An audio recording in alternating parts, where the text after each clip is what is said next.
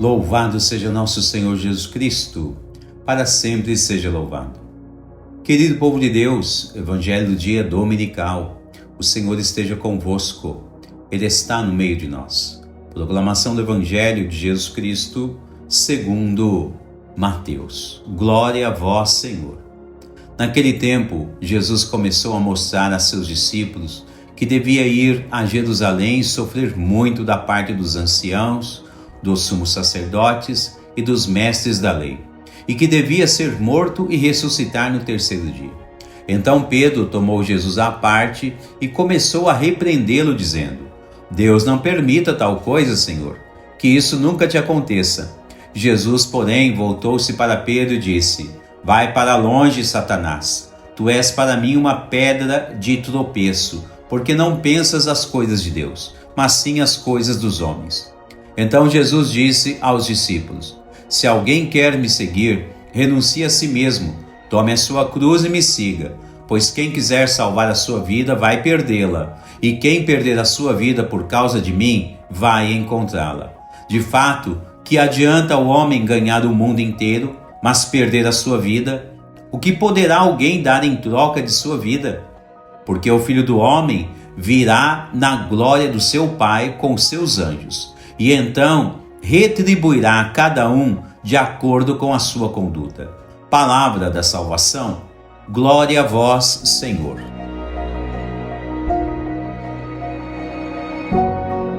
Querido povo de Deus, neste domingo, as leituras proclamadas são Profeta Jeremias capítulo 20, Salmo 62 e a Carta aos Romanos capítulo 12. No 22º domingo do tempo comum, percebemos um aspecto do chamado de Deus em nossas vidas. Em primeiro, nunca nos esqueçamos que Deus chama-nos até Ele para nos amar e nos salvar. Contudo, o chamado de Deus envolve uma série de coisas na vida dos cristãos. Ser cristão é do jeito que Jesus ensina e não tem outro jeito. Para sermos amados por Deus e sermos salvos no tempo oportuno, tem que ser do jeito de Jesus e não do nosso. Alguns cristãos, talvez não muito enganjados, equivocadamente, pensam que Deus é conforme nós queremos que Ele seja. Não podemos modelar um tipo de Deus ao nosso bel prazer. Primeiro, que se fosse assim, haveria milhares e milhares de deuses em toda a orbe. Mas sabemos que quando se deseja conhecer a verdade que é proveniente de Jesus, não é assim. A Igreja de Jesus professa um único Deus e não vários deuses. Então, se esta ou aquela pessoa quer ser cristão, deve ser do jeito de Jesus e não de outro. E por que digo isto? Pelo simples fato de que todo o contexto litúrgico nos leva a esta direção de reflexão no dia de hoje.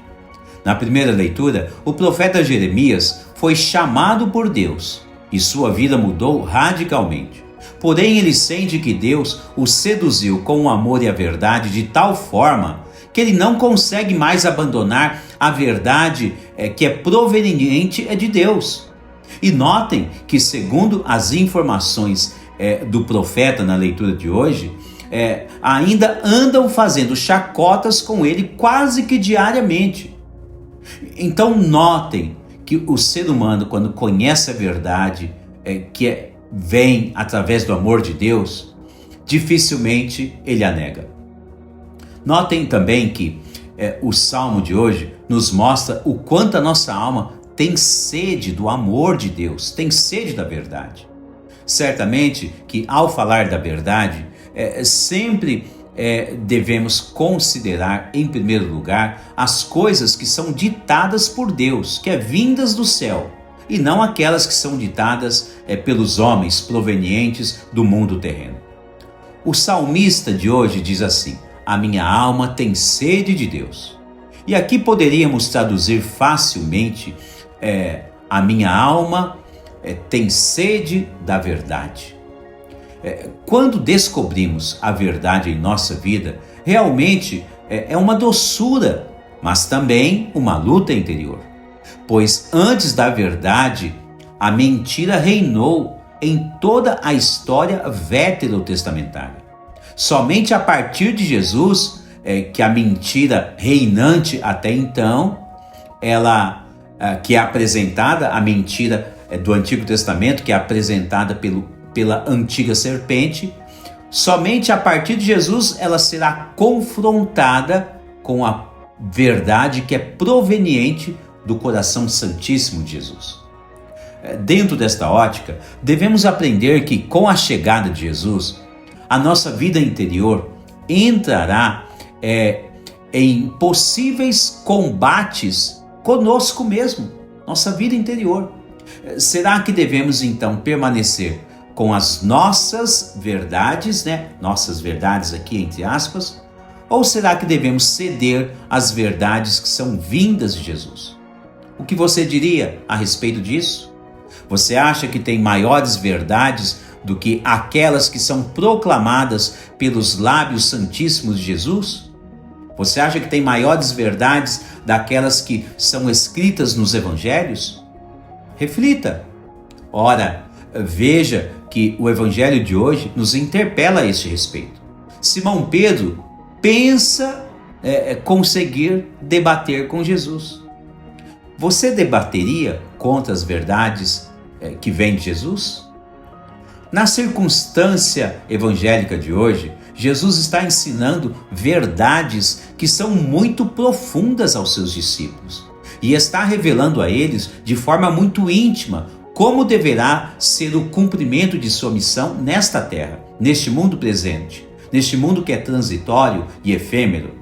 Notem que é algo extremamente íntimo e Jesus quer que todos os seus saibam de todo o aparato de sua missão. Jesus diz que vai sofrer e depois irão matá-lo, mas Jesus não para por aí. Logo em seguida, ele diz que este é o caminho da sua vitória final, pois ao final de tudo, ele irá ressuscitar sobre o mal da morte. Ora, bem sabemos, falar de morte e ressurreição às vezes é difícil em vários contextos. E nos parece que neste contexto, o qual Jesus queria catequizar os seus discípulos, também não foi fácil. Simão Pedro equivocadamente repreende Jesus, dizendo que não permitirá que ele morra, que isto aconteça na vida dele. Mas que coisa será que Simão Pedro estava pensando naquela hora? Será que ele estava prestando atenção nos ensinamentos de Jesus? Ou será que estava com a cabeça no mundo da lua? Pelo visto, estava no mundo da lua. Como ele teve coragem de contrariar uma verdade saída do coração de Jesus? Veja que Jesus não poupa ninguém para ensinar a verdade.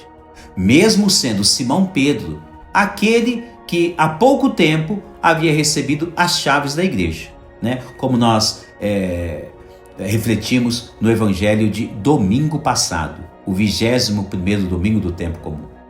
Jesus tinha acabado de entregar as chaves da igreja a Simão Pedro, e agora Simão Pedro faz isso. Então veja que mesmo assim Jesus deixa claro como devem ser os seus seguidores, os seus discípulos, os cristãos verdadeiros e autênticos. Enfim, esta cena entre Pedro e Jesus evoca um verdadeiro combate entre a verdade e a mentira. Obviamente que mesmo inconscientemente, nesta ocasião, Pedro está repleto de mentira em seu interior. E ele precisa ser uma pessoa nova, uma nova criatura. Jesus, indiscutivelmente, é a verdade proveniente do céu. Veja que, vamos lembrar aqui, no Evangelho de São João, um outro evangelista, ele mesmo vai dizer, o próprio Jesus nos ensina: eu sou o caminho, a verdade e a vida. Ninguém vai ao Pai senão por mim. Então, notem, Jesus nos ensina a combater toda espécie de mentira, e mesmo que esta mentira seja proveniente de um filho da igreja. Quando os filhos portadores da mentira cedem à verdade proveniente de Jesus, eles são libertos, como vai acontecer no caso de Simão Pedro. Neste caso específico entre Jesus e Pedro, Podemos dizer que Jesus precisou exorcizar Pedro e expulsar dele o mal da mentira que queria dominá-lo. Basta colocarmos uma lente de aumento na cena de hoje e vamos perceber isso claramente. Quando Pedro se interpõe ao caminho da missão de Jesus, dizendo que não vai deixar que ele morra, Jesus não recua, mostrando a todos os seus discípulos, a toda a sua igreja, quem é o mais forte e quem é que sempre deve estar à frente de todas as coisas. Jesus diz a Pedro: afasta-te de mim, Satanás. Veja só que neste cenário há uma alusão direta a respeito de tantos combates espirituais que a igreja de Jesus deverá enfrentar. Ora, se somos membros da igreja de Jesus, então fica fácil de entender que cada um de nós, por vezes, deveremos passar por combates semelhantes a este. Mas bem sabemos que no confronto direto com Jesus, Satanás sempre sairá perdedor. Então, cuidado. Satanás, sabendo que é perdedor, então o que ele faz? Ele sempre irá tentar armar emboscadas para pegar, para tentar seduzir, melhor dizendo, os filhos da igreja. Por este prisma, então, como devemos fazer para aceitar as verdades de Jesus e, quando houver, recusar as nossas próprias mentiras? Jesus nos ensina ao dizer que quem quiser ganhar a sua vida deve tomar a sua cruz e segui-lo. Deve aprender a renunciar à própria vida em favor do reino de Deus. Querido povo de Deus, aqui está uma chave de leitura para se ganhar o céu. Renunciar às próprias vontades, renunciar os próprios pensamentos que são enganosos, renunciar às mentiras quando houver em nossas vidas, renunciar às nossas vaidades, renunciar tipos de idolatrias, renunciar tipos de imoralidades, enfim. Sem conhecer plenamente a verdade, veja bem, Pedro pensou estar agindo corretamente. Ele ainda não conhecia toda a verdade, somente uma parte dela.